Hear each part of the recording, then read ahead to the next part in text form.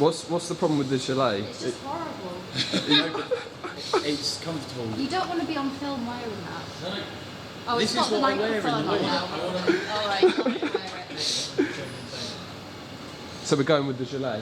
Go with the gelée. It's got Does the it microphone on now, does it even fit?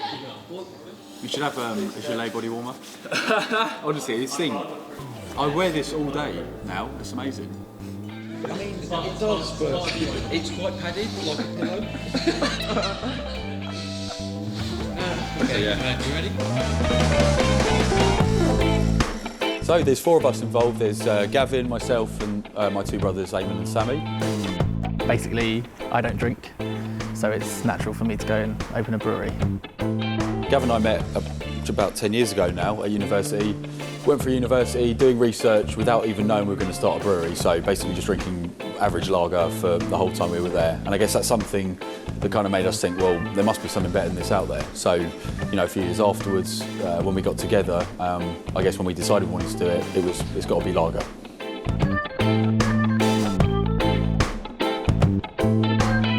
Started brewing in a shed, which was at your parents' house, which basically we kitted out the shed. We went through about 4 batches every 6 weeks for a couple of years, so we've got a lot of experience in lots of different lager styles.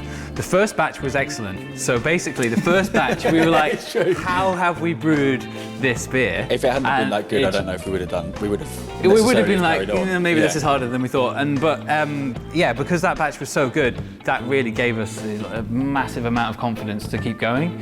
And then we had a few failures on the way, but that's all a big learning curve.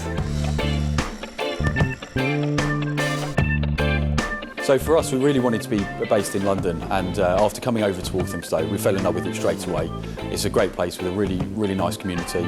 There's loads of new and exciting businesses opening up, and for us to be a part of that was really great. So we came and had a look round, struggled to find units, and then suddenly there was one available in the Ravenswood Industrial Estate, which for us, you know, was a godsend. It was one of the best places to be for a business like ours. There's loads of other cool stuff to do around here.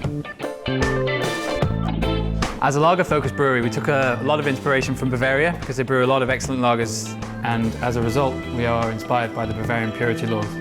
We use only 4 ingredients, we don't use any finings or anything that speeds up the process, nor do we use any cheap ingredients like rice that would be used in some of the bigger lager breweries, just to add sugar into the wort.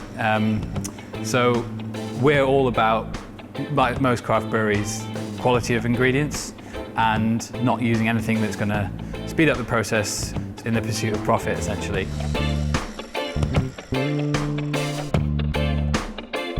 So our flagship product is called Untraditional Lager, and although we stick to the traditional principles of brewing, we're trying to bring a really interesting product to the market.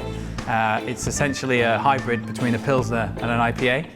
So we're using British malt, American hops, Czech yeast, and we've got a really good water treatment plant which allows us to treat our water and replicate the water profile found in Pilsen, which is where the first Pilsner was invented. That's basically really soft water.